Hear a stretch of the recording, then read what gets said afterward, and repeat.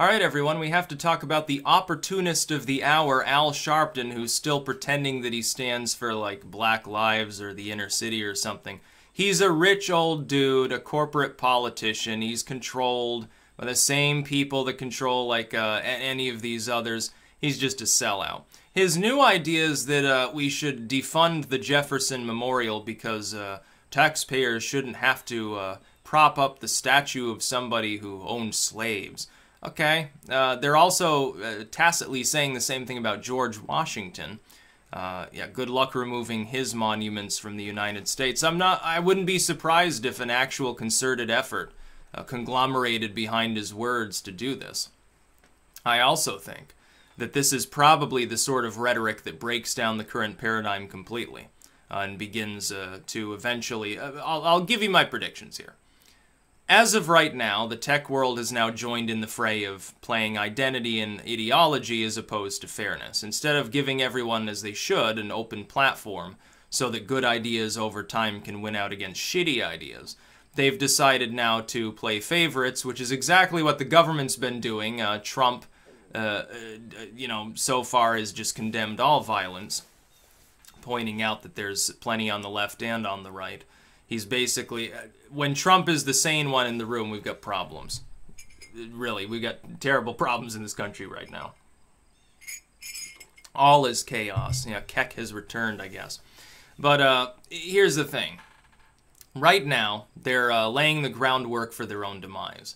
That is the identity politics, wedge issue using politicians, the AI of Google, all the other tech firms, all the ideologues on both sides, the Al Sharptons, the David Dukes. They don't even seem to realize it, but in their haste to try to increase their own popularity, they're laying the groundwork for their own collapse. Over the next few years, you're going to see increased fanaticism on the fringe of the right and left. You're going to see people who are leaning towards one side or the other but are not themselves fanatics, essentially grouping themselves with the same. This will eventually engulf the internet in civil war of one sort or another. It may be less or it may be more. The degree to which that happens isn't clear. The exact timeline's not clear. When people realize that it's basically tearing society apart, you're going to get a third way, a third synthesis that will rise up. Some of us are on the vanguard of, I think, what will become that movement. Saying simply, we support freedom.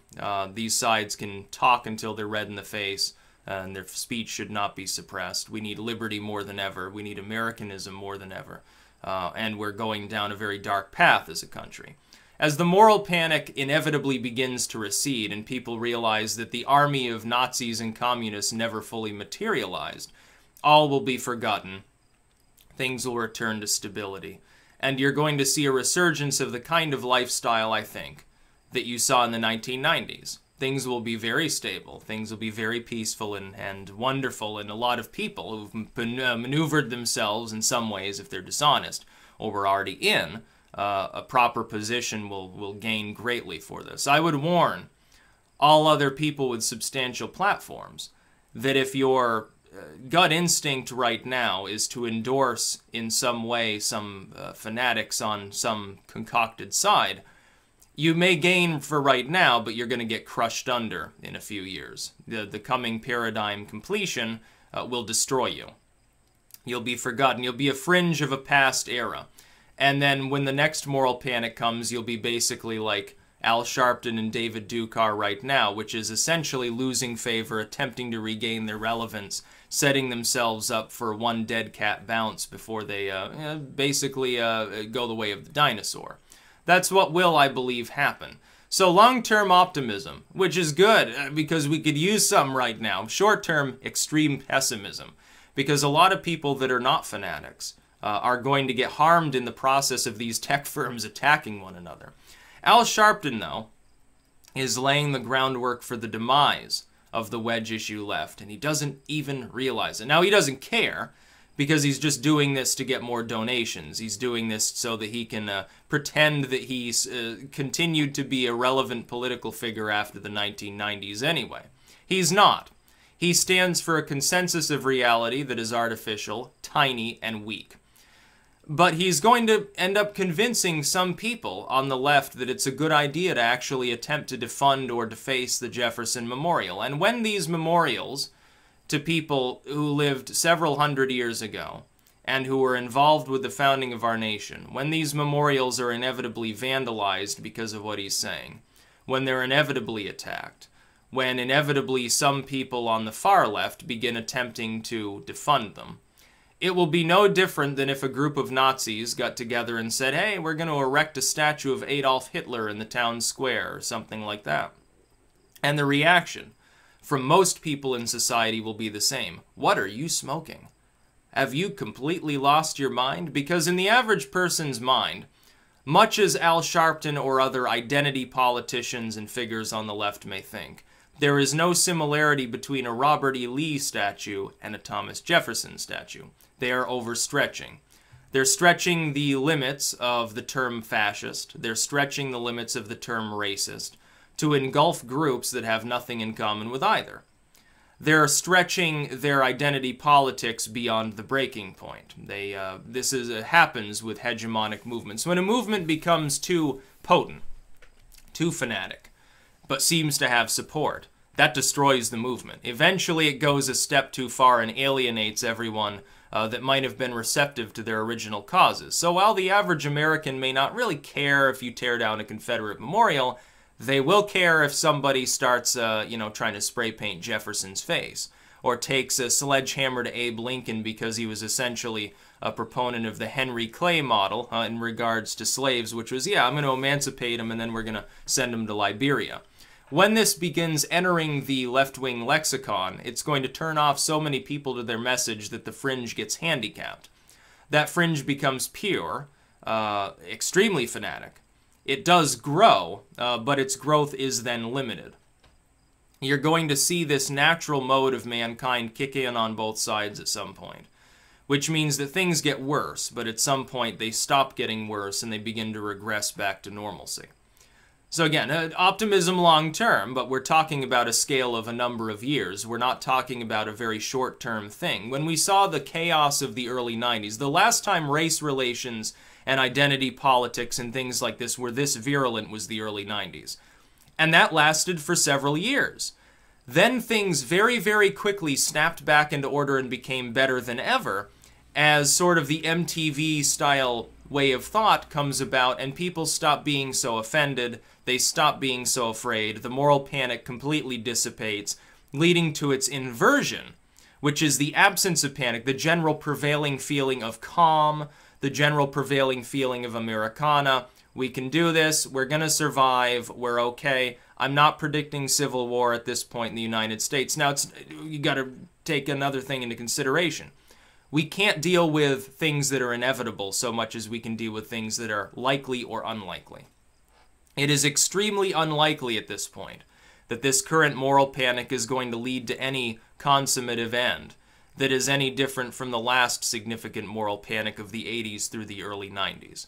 I think it ends the same way, and that we have a few years of pain and fanaticism and violence, and then things go back to being as they should be, which is people are saying, well, we're Americans and so forth. By the way, Trump is in a very good position in this particular struggle because he's not a fanatic. You can declare him to be one, you can pretend that he is one, ultimately he's not, he's barely a populist. He's maneuvered himself into a situation where, as the left and right continue to antagonize one another, more and more of his ideological opponents will be dragged into the fray. Many of them will fall by the wayside because they say or do the wrong thing at the wrong time, leading to the rise of new individuals within both parties.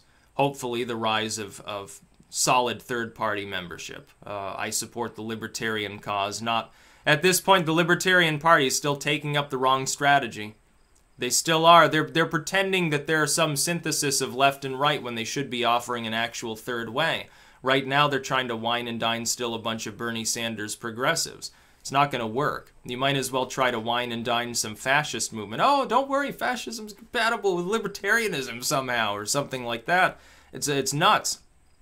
But long term, we will be successful in this endeavor. It will happen. I would say people need to calm down right now, but I know better than to think that at this point they will. Things have gotten a little too chaotic. It will become self-sustaining for a while. We have to go through this once in a while as a nation. It always happens. It's unfortunate that we have to go through it right at the height of internet, so that tech firms get dragged into it, because a lot of people that have valid, reasonable, sane things to say will end up targeted.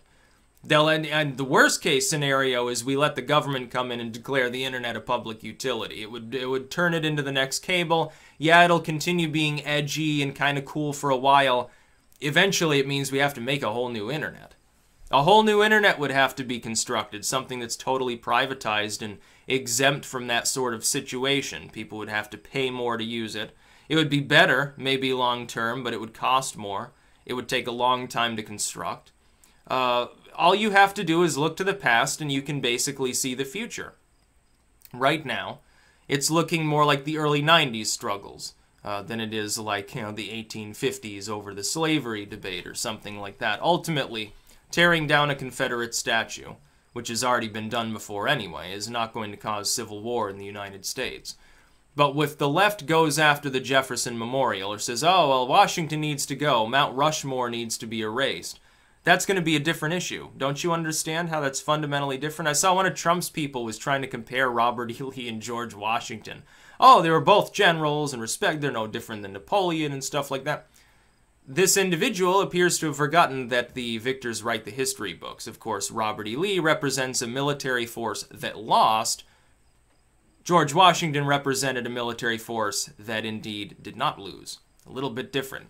Yes, there were similarities, there are points of overlap, but that doesn't matter. The average person is going to reject that argument. Even if they don't care if the Confederate statue still stays there, they're going to reject the argument that there's a similarity between some CSA general and General George Washington, because the outcome was totally different. One builds up the U.S. culture as it is today, has a degree of involvement in the founding of the whole country. The other one did not establish a country. The other one is seen as, oh, leader of a bunch of rebels. That's an oversimplification, but that's the way most people perceive of it. Always keep in mind perception over reality, otherwise you fail. You have to take into consideration perception. Reality can be, you can tip your hat to reality, appreciate it for how things really are. But if people's perceptions don't coincide with that reality, it really doesn't matter now much, does it? No, it doesn't. So long-term optimism, Al Sharpton is basically the death knell of the left at the moment. The left, as it currently is, engaged as it is in moral grandstanding. They will regress into a moralist movement. They've already done that. Their paradigm has already begun to stabilize, really. It's not going to be good for the Democrats over the coming decades. I hope that people who are Democratic partisans do realize that Trump's supposed weakness doesn't matter. You're setting yourselves up for a much longer term of failure as things currently are by listening to people who are essentially, they've been war hawks and corrupt and used a bunch of wedge issues to drive people apart. Now they're talking about togetherness. But they're still engaging in the same wedge issues. And there will be people in the DNC who agree with Al Sharpton. Yeah, it's a good idea. Let's defund the Democrats in their past incarnation never met a public project they didn't want to throw taxpayer money at. Now they're saying defund the Jefferson Memorial of all things. They would have been better off arguing, hey, defund the Lincoln Memorial or something like that, something more recent. I wouldn't be surprised if they go after it. Antifa already defaced the Lincoln Memorial. A bunch of apologists for the left tried to say that it was an anti-Islamic slur. Why would you put that on the Lincoln Memorial? It wouldn't make any sense. Especially in light of the fact that Islam's not at question right now. This current Charlottesville-related sort of stuff doesn't involve that side of the argument. It doesn't involve it. It involves fuck law, which is exactly what the graffiti actually said. It's pretty obvious who left it there. And for what reason? It was probably someone who they either were too ignorant to know who Abe Lincoln was, or where they were maybe in the D.C. mob, maybe they were drunk at the time. The handwriting involved indicates it's a possibility. They're either ignorant of that, or they knew that Abe Lincoln was the dude sitting there in that particular memorial, and they said, well, Abe Lincoln was, he emancipated people, but he's still an old white dude from the past, so, screw him, basically.